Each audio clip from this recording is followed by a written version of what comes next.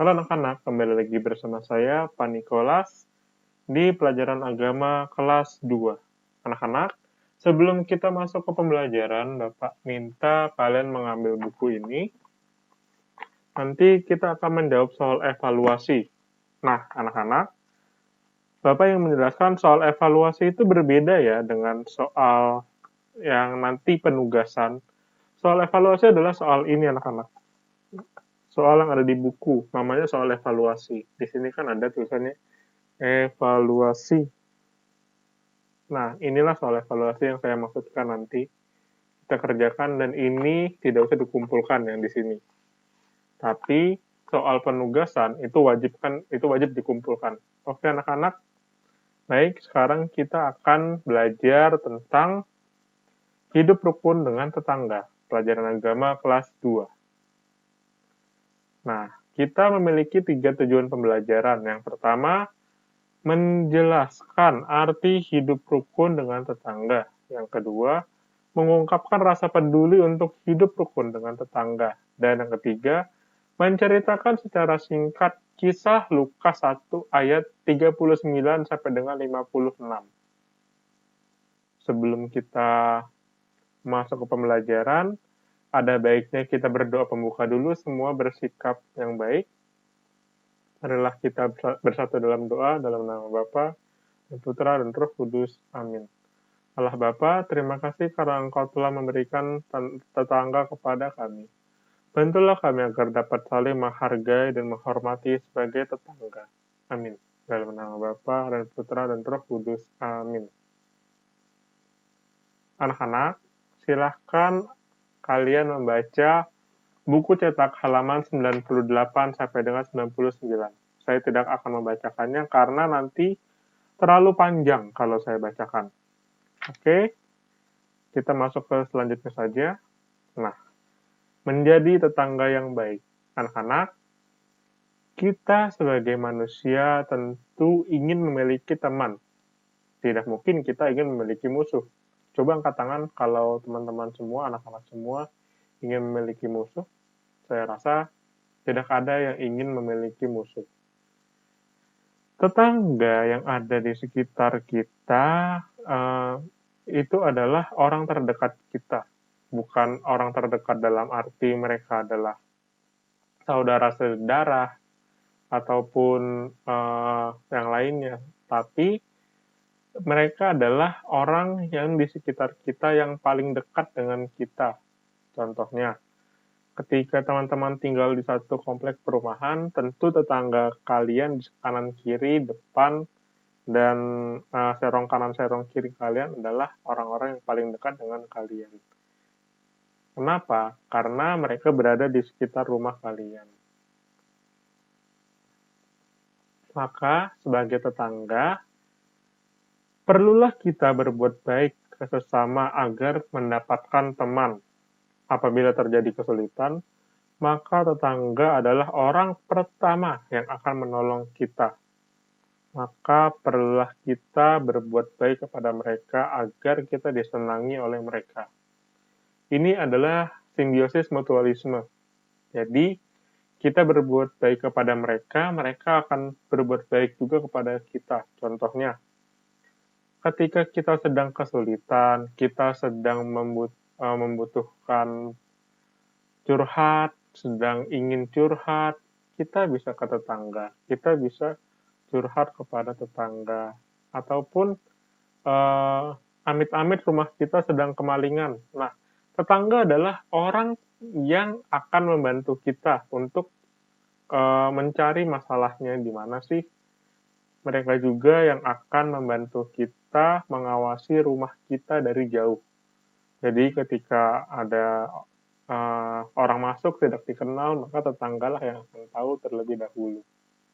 Coba kalau misalkan kita tidak disenangi oleh tetangga kita, tentu mereka tidak akan membantu kita. Karena kenapa? Kita tidak disenangi oleh mereka. Itu jawaban mudahnya. Maka kita perlulah berbuat baik kepada semua orang. Kenapa? Karena Tuhan Yesus telah baik kepada kita. Dalam Alkitab, Bunda Maria juga mengunjungi saudaranya, yakni Elizabeth. Bagaimana ceritanya? Yuk kita lihat.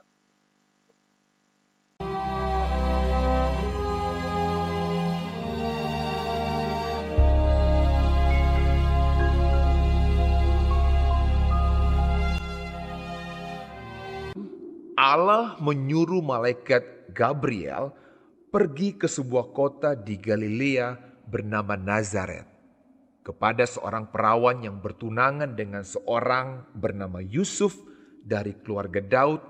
Nama perawan itu Maria. Ketika malaikat itu masuk ke rumah Maria, ia berkata, "Salam hai engkau yang dikaruniai, Tuhan menyertai engkau." Maria terkejut mendengar perkataan itu. "Jangan takut hai Maria, sebab engkau beroleh kasih karunia di hadapan Allah. Sesungguhnya engkau akan mengandung dan akan melahirkan seorang anak laki-laki, dan hendaklah engkau menamai dia Yesus. Ia akan menjadi besar dan akan disebut anak Allah yang Maha Tinggi, dan kerajaannya tidak akan berkesudahan." Kata Maria kepada malaikat itu, Bagaimana hal itu mungkin terjadi? Karena aku belum bersuami. "Roh Kudus akan turun atasmu, dan kuasa Allah yang Maha Tinggi akan menaungi engkau. Sebab itu anak yang akan kau lahirkan itu akan disebut kudus, anak Allah.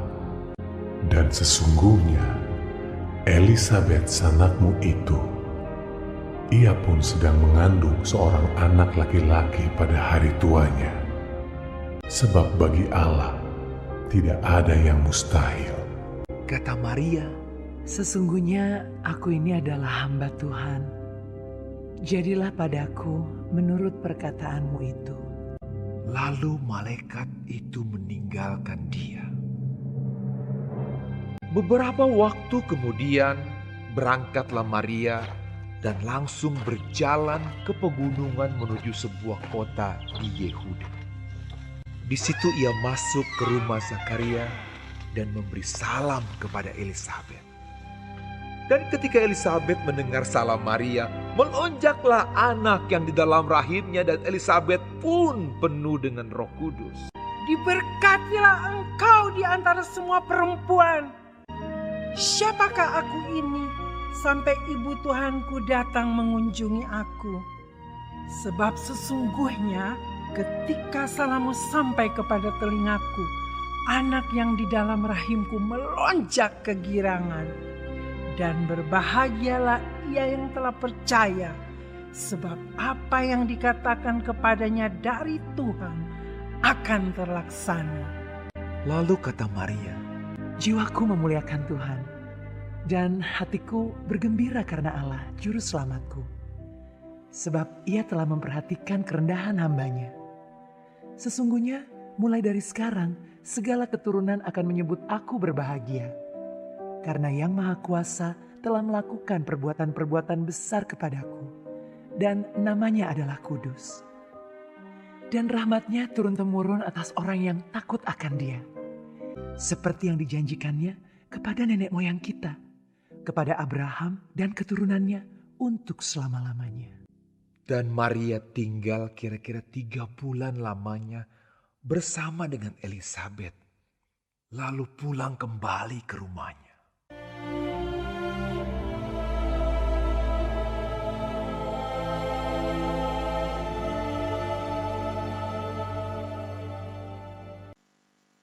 Nah, anak-anak, tadi kalian sudah melihat bahwa Bunda Maria mengunjungi Elizabeth, saudaranya.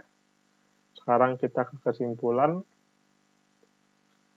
Mengenal tetangga berarti mau menjadikan orang itu sahabat ataupun saudara kita. Setiap rukun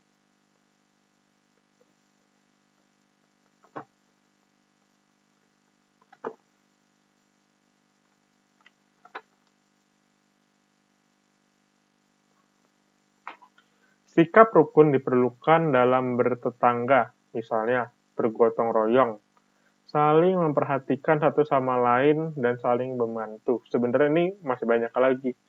Ada ronda malam, ada kerja bakti.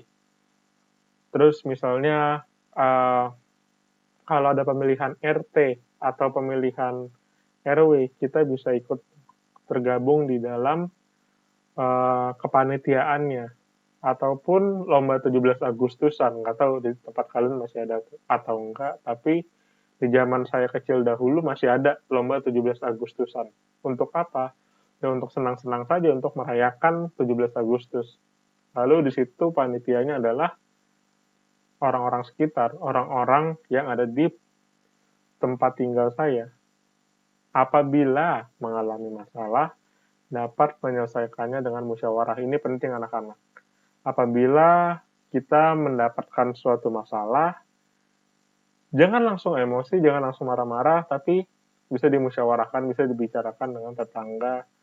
Kalau kita memiliki masalah dengan tetangga, bisa dimusyawarahkan. Lalu, sikap menjaga kerukunan dapat dilakukan dengan cara saling mengunjungi, saling memberikan ucapan selamat hari raya, gotong royong, membersihkan lingkungan, ronda malam, saling memperhatikan dan saling membantu. Ini masih sebagian kecil saja contoh-contohnya. Masih banyak sekali yang dapat kita lakukan. Saya mau memberikan satu contoh, memberikan upacara selamat hari raya. Contohnya, ketika umat muslim yang baru saja merayakan hari raya Idul Fitri, kita bisa berkunjung ke rumah saudara kita atau berkunjung ke rumah tetangga kita yang merayakan hari raya Idul Fitri itu, lalu kita mengucapkan selamat hari raya Idul Fitri ya, mohon maaf lahir dan batin. Nah, itu bisa salah satunya. Ataupun kita bisa mengucapkan ucapan hari raya selamat Natal, selamat Paskah kepada teman-teman kita, tetangga-tetangga kita yang merayakan. Itu salah satu contoh mengucapkan ucapan selamat hari raya. Masih banyak lagi sebenarnya contoh-contohnya. Lalu yang terakhir, sikap kerukunan membawa kebaikan bagi sesama. Maksudnya apa, Pak? Maksudnya seperti ini. Apabila kita rukun dengan tetangga kita, rukun dengan lingkungan sekitar kita, itu akan berdampak baik kepada kita dan berdampak baik kepada tetangga kita. Hidupnya akan rukun, damai, tentram, penuh toleransi, saling mengerti, itu akan terjadi di lingkungan kita apabila kita saling rukun, saling mengerti, saling menghargai, saling menghormati, dan saling berbuat baik kepada sesama. Lalu, ayo kita kerjakan evaluasi. Evaluasi yang saya maksud adalah yang ini ya. Silahkan dilihat di buku cetak kalian halaman 103. Salah satu contoh hidup rukun dengan tetangga adalah A. Kerja bakti. Lalu, hidup rukun harus dibiasakan sejak kecil tentunya ya. Saudara Maria adalah Elizabeth. Suami Elizabeth bernama Zakaria. Salah satu cara menyelesaikan perbedaan pendapat dengan tetangga adalah bermusyawarah tentunya. Bukan berdebat, apalagi berkelahi. Suasana hidup para murid Yesus adalah hidup rukun. Tentunya mereka ini hidup rukun. Maria mengunjungi Elizabeth di daerah Yudea ya, anak-anak. Lalu, sikap yang dibutuhkan dalam hidup bertetangga adalah saling menghargai. Lalu, kerukunan akan saling tercipta jika kita saling memberi ucapan hari raya, saling mengunjungi, saling menghargai, saling menghormati. Masih banyak lagi contoh-contohnya. Lalu kita balik ke halaman selanjutnya. Mengapa Bunda Maria mengunjungi Elizabeth? Karena Elizabeth sedang hamil tua, tepatnya hamil 6 bulan ya anak-anak. Elizabeth sedang mengandung Yohanes Pembaptis di usia 6 bulan kehamilannya. Bagaimana sikapmu terhadap tetangga yang lebih tua? tentunya kita harus menghormati, kita harus menghargai mereka, karena mereka adalah orang yang lebih tua dari kita. Bukan berarti kita tidak menghargai dan menghormati orang yang lebih muda dari kita ya. Kita tetap harus menghargai dan menghormati mereka, baik tua ataupun muda. Penugasan. Anak-anak, penugasan sudah ada di Edmodo, silahkan dilihat. Jangan lupa dikerjakan. Lalu kita sampai pada doa penutup, semua bersatu dalam doa. Dalam nama Bapa dan Putra dan Roh Kudus. Amin. Ya Bapa, terima kasih karena Engkau telah menganugerahkan tetangga kepada kami. Bantulah kami agar dapat saling menghargai dan menghormati sebagai tetangga. Berkatilah pula kami agar dapat menjalin toleransi dengan tetangga kami. Demi Kristus Tuhan dan pengantara kami. Amin. Dalam nama Bapa dan Putra dan Roh Kudus. Amin. Sampai jumpa semuanya. Dadah.